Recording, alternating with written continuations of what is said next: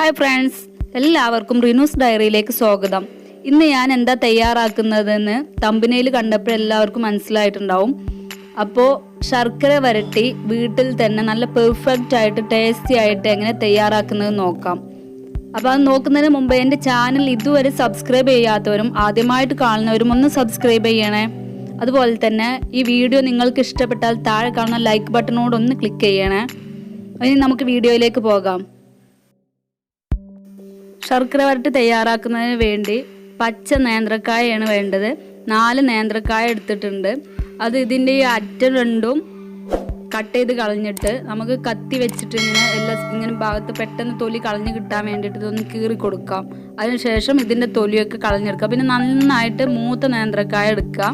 ഇളയ നേന്ത്രക്കായനേക്കാൾ നല്ലത് മൂത്ത നേന്ത്രക്കായാണ്.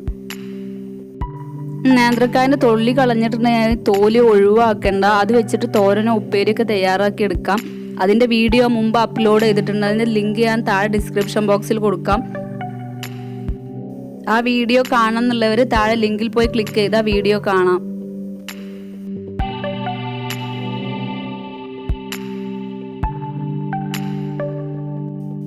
കായൻ്റെ തൊലി കളഞ്ഞാൽ പിന്നെ ഒരു 1/4 ടീസ്പൂൺ മഞ്ഞളും പാകത്തിനുള്ള ഉപ്പും ചേർത്തിട്ട് അല്പം വെള്ളത്തിൽ കലക്കി വെച്ചിട്ടുണ്ട്. അതിലേക്ക് ഈ കായ ഇട്ട് കൊടുക്കാം.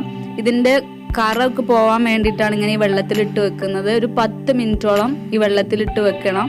അതുപോലെ എല്ലാ കായും തൊലി കളഞ്ഞിട്ട് ഇതിലിട്ട് വെക്കാം. എല്ലാ കായും തൊലി കളഞ്ഞ് മഞ്ഞളും ഉപ്പും കലക്കിയ വെള്ളത്തിലിട്ട് വെച്ചിട്ടുണ്ട്. അതൊരു 10 മിനിറ്റ് ഇവിടെ ഇരിക്കട്ടെ. ഈ സമയം കൊണ്ട് നമുക്ക് ഇതിലേക്ക് ഒരു അല്പം അരി വറുത്തെടുക്കണം. അതിനുവേണ്ടി ഒരു പാൻ ചൂടാക്കി എടുത്തിട്ടുണ്ട്. അതിലേക്ക് 1.5 ടീസ്പൂൺ അരി ഇട്ട് കൊടുത്തിട്ടുണ്ട്. അത് നന്നായിട്ടൊന്ന് വറുത്തെടുക്കാം. ചോറ് വെക്കാൻ ഉപയോഗിക്കുന്ന ഏത് തരം അരിയും ഇതിനു വേണ്ടി ഉപയോഗിക്കാം. അരി നന്നായിട്ട് വറവായി കിട്ടിയിട്ടുണ്ട്. ഇതുപോലെ നന്നായിട്ട് ചുവപ്പ് കളറാവുന്ന അതുവരെ വറുത്തെടുക്കണം. ഇനി ഇതൊരു പ്ലേറ്റിലേക്ക് മാറ്റാം. ഇത് വറുത്തെടുക്കുമ്പോൾ ഒരു മീഡിയം ഫ്ലെയിമിലിട്ട് വറുത്തെടുത്താൽ മതി. ഹൈ ഫ്ലെയിമിലാവുമ്പോൾ പെട്ടെന്ന് കരിയും. ഇനി അതേ പാനിലേക്ക് തന്നെ ഒരു ചെറിയൊരു പിടി ചുക്ക് കൂടെ ഇട്ട് ചൂടാക്കി എടുക്കാം. അത് ചുക്ക് ഇങ്ങനെ ചൂടാക്കി എടുക്കുന്നത് പെട്ടെന്ന് പൊടിഞ്ഞ് കിട്ടാൻ വേണ്ടിയിട്ടാണ്. ഇങ്ങനെ ചട്ടിയിലിട്ട് ചൂടാക്കി എടുക്കുന്നതിന് പകരം വിറകടുപ്പ് ഉപയോഗിക്കുന്നവരാണെന്നുണ്ടെങ്കിൽ അതിൻ്റെ സൈഡിൽ വെച്ച് കൊടുത്തിട്ട് ചൂടാക്കി എടുത്താലും മതി. അല്ലാതെ ചുക്ക് പെട്ടെന്ന് ഇങ്ങനെ പൊടിഞ്ഞ് കിട്ടൂല, പകരം ചതയാവും. ഇനി ചുക്ക് ഇങ്ങനെ വറുത്ത് പൊടിക്കുന്നതിന് പകരം ഇതിൻ്റെ പൊടി മാത്രം വാങ്ങിക്കാൻ കിട്ടും. അങ്ങനെ ആ പൊടി ഉപയോഗിച്ചാൽ മതി. പക്ഷെ കൂടുതൽ ഇതിൻ്റെ ആ ഒരു ടേസ്റ്റ് കിട്ടുക ചുക്ക് പൊടിച്ചെടുക്കുമ്പോഴാണ്. ചുക്ക് പൊടി പാക്കറ്റായി വാങ്ങിക്കുമ്പോൾ അത്ര ടേസ്റ്റി ആയി തോന്നിയിട്ടില്ല. ഇങ്ങനെ ചുക്ക് കിട്ടുന്നവർ ഇത് വാങ്ങി പൊടിച്ചിട്ട് ഉപയോഗിക്കുന്നതാവും നല്ലത്. ചുക്കും ചൂടായി കിട്ടിയിട്ടുണ്ട്. അതിന് ഈ പാത്രത്തിലേക്ക് മാറ്റാം. കുറേ സമയം വെച്ച് ചൂടാക്കി എടുക്കൊന്നും വേണ്ട. ചുക്ക് ജസ്റ്റ് ഒന്ന് ചൂടായി കിട്ടിയാൽ മതി. അതൊന്ന് പെട്ടെന്ന് പൊടിയാൻ വേണ്ടിയിട്ട് മാത്രമാണ്. അതേ പാനിലേക്ക് തന്നെ 1.5 ടീസ്പൂൺ ചെറിയ ജീരകവും 3 ഏലക്കായും കൂടെ ഇട്ടൊന്ന് ചൂടാക്കി എടുക്കാം. കുറേ സമയം വെച്ച് വറുത്തെടുക്കേണ്ട, ജസ്റ്റ് ഒന്ന് ചൂടാക്കി കിട്ടിയാൽ മതി. ഇതും പെട്ടെന്ന് പൊടിഞ്ഞ് കിട്ടാൻ വേണ്ടിയിട്ടാണ് ചൂടാക്കി എടുക്കുന്നത്. പിന്നെ എല്ലാം സെപ്പറേറ്റ് ആയിട്ട് ചെയ്യുന്നത് അരിൻ്റെ വറവ് കുറച്ചും കൂടി കൂടുതൽ ടൈം എടുക്കുമല്ലോ. അപ്പോൾ എല്ലാം സെപ്പറേറ്റ് ആയിട്ട് തന്നെ ചെയ്തെടുക്കുക. പിന്നെ ഏലക്ക കൂടുതലായിട്ട് ചേർക്കേണ്ട. ഏലക്കായൻ്റെ ടേസ്റ്റിനേക്കാളും ജീരകത്തിൻ്റെയും ചുക്കിൻ്റെയും ടേസ്റ്റാണ് ഇതിൽ മുന്നിട്ട് നിൽക്കുന്നത്. അപ്പോൾ ജീരകവും ഏലക്കയും ചൂടായി കിട്ടിയിട്ടുണ്ട്. അതും ഈ പാത്രത്തിലേക്ക് തന്നെ മാറ്റി കൊടുക്കാം. ഈ വറുത്ത് വെച്ചതെല്ലാം കൂടി ഒരു മിക്സിയുടെ ജാറിലേക്ക് ഇട്ട് കൊടുക്കാം. പിന്നെ ചുക്ക് ഇതിലേക്ക് ഇട്ട് കൊടുക്കുമ്പോൾ ഒന്നുകിൽ അത് ചെറിയ പീസസ് ആക്കിയിട്ട് ഇട്ട് കൊടുക്കാം. അല്ലെങ്കിൽ നമ്മൾ ഈ ചതക്കാൻ വേണ്ടി ഉപയോഗിക്കുന്ന കുത്തി എന്തെങ്കിലും വെച്ച് ജസ്റ്റ് ഒന്ന് ചതച്ചെടുത്തതിന് ശേഷം ഇതിൽ ഇട്ട് കൊടുക്കാം. അല്ലെങ്കിൽ ഈ ജാറിൻ്റെ ബ്ലേഡ് കംപ്ലൈൻ്റ് ആവാൻ ചാൻസ് ഉണ്ട്. ഇനി ഇതിലേക്ക് 1 ടേബിൾ സ്പൂൺ പഞ്ചസാര കൂടെ ചേർത്ത് നന്നായിട്ട് നല്ല ഫൈനായിട്ട് പൊടിച്ചെടുക്കണം. അപ്പോൾ അതെല്ലാം നന്നായിട്ട് പൊടിച്ചെടുത്തിട്ടുണ്ട്. ഇതുപോലെ നല്ല ഫൈൻ പൗഡറായിട്ട് ചെയ്തെടുക്കണം. ഇനി നമ്മൾ വെള്ളത്തിലിട്ട് വെച്ചിരുന്ന കായ എടുത്ത് ഇതുപോലെ കൈ വെച്ച് നന്നായിട്ടൊന്ന് ഉരതി കഴുകി എടുക്കാം. ഇതിൻ്റെ ഈ കറ പോകാൻ വേണ്ടിയിട്ടാണ് എല്ലാ കായും ഇതുപോലെ നന്നായിട്ടൊന്ന് കൈ വെച്ച് ഉരതാൻ പറഞ്ഞത്. ഇങ്ങനെ എല്ലാ കായും ചെയ്തതിന് ശേഷം ഈ വെള്ളം ഒഴിവാക്കിയിട്ട് നല്ല വെള്ളത്തിൽ 2-3 പ്രാവശ്യം നന്നായിട്ട് കഴുകിയെടുക്കണം. അപ്പോഴാണ് ഇതിൻ്റെ കറ നന്നായിട്ട് പോവുക. കായൊക്കെ നന്നായിട്ട് കഴുകി എടുത്തിട്ടുണ്ട്. എന്നിട്ട് ഇതുപോലെ ടിഷ്യൂ പേപ്പർ വെച്ചിട്ടോ അല്ലെങ്കിൽ നല്ല വൃത്തിയുള്ള കോട്ടൻ്റെ തുണി വെച്ചിട്ടോ ഇതിന് വെള്ളത്തിൻ്റെ അംശമൊക്കെ ഒന്ന് ഒപ്പിയെടുക്കാം. ഇങ്ങനെ വെള്ളത്തിൻ്റെ അംശം ഒപ്പിയെടുക്കുന്നത് നമ്മൾ എണ്ണയിലിട്ട് വറുക്കുമ്പോഴതൊന്നും ഇങ്ങനെ പൊട്ടിത്തെറിക്കാതിരിക്കാൻ വേണ്ടിയിട്ടാണ്. വെള്ളത്തിൻ്റെ അംശം ഉണ്ടാകുമ്പോൾ ഇങ്ങനെ പൊട്ടിത്തെറിക്കുമല്ലോ എണ്ണയിലേക്ക് ഇട്ട് കൊടുത്തിട്ടുണ്ടെങ്കിൽ, അത് ഒഴിവാക്കാൻ വേണ്ടിയിട്ടാണ് ഇതുപോലെ ഒപ്പിയെടുക്കാൻ പറഞ്ഞത്. എന്നിട്ട് കത്തി എടുത്തിട്ട് ഇതിൻ്റെ സെൻറ്റർ ഒന്ന് കട്ട് ചെയ്തെടുക്കാം. സെൻറ്റർ ഇങ്ങനെ ഈ ഒരു രീതിയിൽ കട്ട് ചെയ്ത് 2 പീസസ് ആക്കി എടുക്കാം. ഇതുപോലെ 2 കഷ്ണങ്ങളാക്കി എടുത്തിട്ട് പിന്നെ ഒരു 1/2 ഇഞ്ച് കട്ടിക്ക് ചെറിയ കഷ്ണങ്ങളാക്കി കട്ട് ചെയ്തെടുക്കാം. ഇങ്ങനെ ഒന്ന് ചെറുതായിട്ടൊന്ന് ഇങ്ങനെ ചെരിച്ച് വേണമെങ്കിൽ കട്ട് ചെയ്യാം, അല്ലാതെ ഇങ്ങനെ ചെരിക്കാത്ത രീതിയിൽ അങ്ങനെയും കട്ട് ചെയ്തെടുക്കാം. കായ മുഴുവനായിട്ട് കട്ട് ചെയ്തെടുത്തിട്ടുണ്ട്. ഒരു പാൻ നന്നായി ചൂടാക്കി എടുത്തിട്ടുണ്ട്. അതിലേക്ക് കായ വറുത്തെടുക്കാൻ ആവശ്യമായ വെളിച്ചെണ്ണ ഒഴിച്ചു കൊടുക്കാം. എണ്ണ നന്നായി ചൂടായതിനു ശേഷം ഇതിലേക്ക് കായ ഇട്ട് കൊടുക്കാം. എന്നിട്ട് നല്ല ക്രിസ്പി ആയിട്ട് വറുത്തെടുക്കാം. ഇത് ക്രിസ്പി ആയി കിട്ടാൻ കുറച്ച് സമയം പിടിക്കും. നിങ്ങളിത് സ്റ്റൗവിൽ വെച്ചിട്ടാണ് ചെയ്യുന്നതെങ്കിൽ ഒരു മീഡിയം ഹൈ ഫ്ലെയിമിലിട്ട് ചെയ്തെടുത്താൽ മതി. പിന്നെ എണ്ണ നന്നായിട്ട് ചൂടായതിനു ശേഷം ഇതിലേക്ക് കായ ഇട്ട് കൊടുത്താൽ മതി.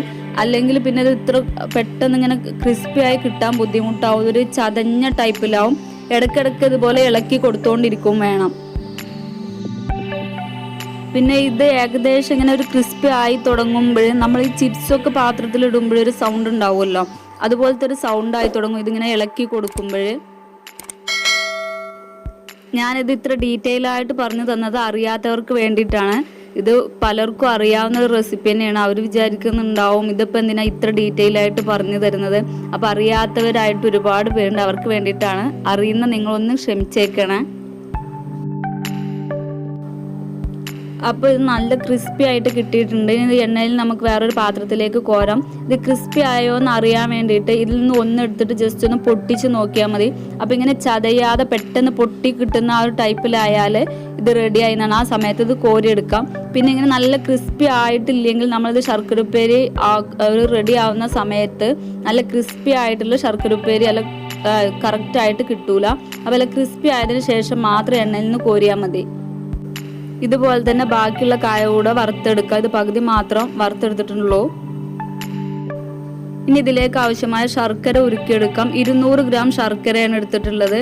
അതിലേക്ക് ഒരു 1/2 ഗ്ലാസ്സിനേക്കാൾ കുറച്ചുകൂടെ വെള്ളം കൂടെ ചേർത്തെടുത്ത് നന്നായിട്ടൊന്ന് മെൽറ്റാക്കി എടുക്കാം.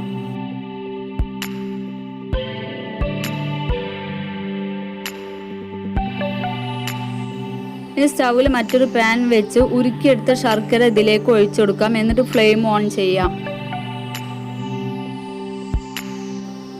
ഇതൊരു മീഡിയം ഫ്ലെയിമിലിട്ട് ചെയ്തെടുത്താൽ മതി. ഇനി ഇതിലേക്ക് നമ്മൾ നേരത്തെ പൊടിച്ചു വെച്ച ആ ഒരു പൊടിയിൽ നിന്ന് 1 ടീസ്പൂൺ ചേർത്ത് കൊടുത്ത് നന്നായിട്ടൊന്ന് മിക്സ് ചെയ്തെടുക്കാം. എന്നിട്ട് ഈ ശർക്കര പാനി ജസ്റ്റ് ഒന്ന് വറ്റിച്ചെടുക്കണം. ഇത് ഒരു നൂൽ പരുവെന്ന് പറയും, ആ ഒരു പരുവത്തിലാണ് നമുക്ക് വേണ്ടത്. അപ്പോഴാണ് നമ്മൾ വറുത്ത് വെച്ച ചിപ്സ് ഇനി ഇതിലേക്ക് ചേർത്ത് കൊടുക്കേണ്ടത്. നമ്മൾ ഈ ചട്ടകത്തിൽ ഇങ്ങനെ തൊട്ട് നോക്കുമ്പോഴിങ്ങനെ വിരലുകൾ തമ്മിൽ ജസ്റ്റ് ഇങ്ങനെ ഒന്ന് ഒട്ടുന്ന ആ ഒരു പരുവാണ് ഇത് വറ്റി കിട്ടേണ്ടത്. ഇത് തൊട്ട് നോക്കുമ്പോൾ കൈ പൊള്ളാതെ നോക്കണേ, ഈ ഒരു രീതിയിൽ. അപ്പോൾ ശർക്കര കറക്റ്റ് പരുവത്തിലായിട്ടുണ്ട്. ഇതിലേക്ക് നമ്മൾ വറുത്ത് വെച്ച കായ ഇട്ടുകൊടുത്ത് ഈ കായൻ്റെ എല്ലാ ഭാഗത്തേക്കും ശർക്കര ആവുന്ന രീതിയിൽ നന്നായിട്ടൊന്ന് മിക്സ് ചെയ്തെടുക്കാം.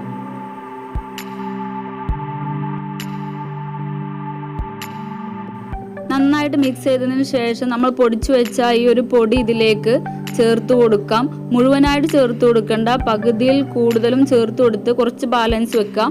എന്നിട്ട് ഇത് നന്നായിട്ട് എല്ലാ ഭാഗത്തേക്കും ഈ പൗഡർ എത്തുന്ന രീതിയിൽ ഇളക്കി കൊടുക്കാം. ഈ പൗഡർ ചേർത്ത് മിക്സ് ചെയ്യുമ്പോൾ ഫ്ലെയിം ലോ ഫ്ലെയിമിൽ ഇട്ടിട്ടാണ് ചെയ്യേണ്ടത്. ഈ പൊടി ഇട്ട് കൊടുത്ത് നന്നായിട്ട് മിക്സ് ചെയ്തതിന് ശേഷം ഇതൊന്നും കൂടെ ഒന്ന് ഡ്രൈ ആയിട്ടുണ്ടെങ്കിൽ ഫ്ലെയിം ഓഫ് ചെയ്യാം. ഫ്ലെയിം ഓഫ് ചെയ്തിട്ടുണ്ട്. ഈ ഒരു പരുവത്തിലാണ് കിട്ടുക. എന്നിട്ട് ഇതിലേക്ക് ബാക്കിയുള്ള പൗഡർ കൂടെ ചേർത്ത് നന്നായിട്ട് മിക്സ് ചെയ്ത് കൊടുക്കാം. അപ്പോൾ ആ പൊടിച്ച് വെച്ച പൗഡർ മുഴുവനായിട്ട് ഞാൻ ഇതിൽ ചേർത്ത് കൊടുത്തിട്ടുണ്ട്. 1-2 പ്രാവശ്യമായിട്ട് ചേർത്ത് കൊടുത്ത് ഇങ്ങനെ മിക്സ് ചെയ്ത് കൊടുത്ത് എടുത്തതാണ്. അപ്പോൾ കറക്റ്റ് ആയിട്ടുള്ള നല്ല ക്രിസ്പി ആയിട്ടുള്ള ശർക്കര വരട്ടി റെഡി ആയിട്ടുണ്ട്. ഞാൻ ഫസ്റ്റ് ടൈം ഇത് ട്രൈ ചെയ്ത് നോക്കിയ സമയത്ത് എനിക്ക് കറക്റ്റായിട്ട് കിട്ടിയിട്ടില്ല. അതുകൊണ്ടാണ് ഞാൻ നിങ്ങൾക്ക് ഇത്ര ഡീറ്റെയിൽ ആയിട്ട് പറഞ്ഞു തന്നത്. അപ്പോൾ നമ്മൾ ശർക്കര ഉരുക്കുമ്പോൾ വളരെ കുറഞ്ഞ വെള്ളത്തിൽ മാത്രം ശർക്കര ഉരുക്കിയെടുക്കുക. പിന്നെ ഒരു നൂൽ പരുവം ആവുന്ന ആ ടൈമിൽ മാത്രം കായ വറുത്തത് അതിലേക്ക് ചേർത്ത് കൊടുക്കുക. അതുപോലെ തന്നെ നമ്മൾ കായ വറുക്കുന്ന സമയത്ത് നല്ല ക്രിസ്പി ആയിട്ട് മാത്രം എണ്ണയിൽ നിന്ന് കോരുക. നല്ല ചൂടോടുകൂടെ എണ്ണയിലേക്ക് കായ ഇട്ട് കൊടുക്കുക. ഇങ്ങനത്തെ 1-2 കാര്യങ്ങൾ ശ്രദ്ധിച്ചാൽ നല്ല ക്രിസ്പി ആയിട്ട് കറക്റ്റ് പരുവത്തിലുള്ള ശർക്കര വരട്ടി നമുക്ക് വീട്ടിൽ വളരെ പെട്ടെന്ന് തന്നെ തയ്യാറാക്കിയെടുക്കാം. ഇനി ഇത് നമുക്കൊരു പ്ലേറ്റിലേക്ക് മാറ്റാം. ഇത് പ്ലേറ്റിലേക്ക് മാറ്റിയപ്പോഴേ ഇതിൻ്റെ പൗഡർ ഇത്രയും ബാക്കി വന്നിട്ടുണ്ട്. അപ്പോൾ എൻ്റെ ഈ ഒരു വീഡിയോ നിങ്ങൾക്ക് എല്ലാവർക്കും ഇഷ്ടപ്പെട്ടിട്ടുണ്ടാവുമെന്ന് വിചാരിക്കുന്നു. ഇഷ്ടപ്പെട്ടാൽ ലൈക്ക് ചെയ്യുക, കൂട്ടുകാരിലേക്ക് ഷെയർ ചെയ്യുക. നിങ്ങൾ വല്ലപ്പോഴും ഇതുപോലെ ട്രൈ ചെയ്യുന്ന സമയത്ത് നിങ്ങളുടെ അഭിപ്രായങ്ങൾ താഴെ കമൻറ്റ് ബോക്സിൽ കമൻറ്റ് ചെയ്യുക.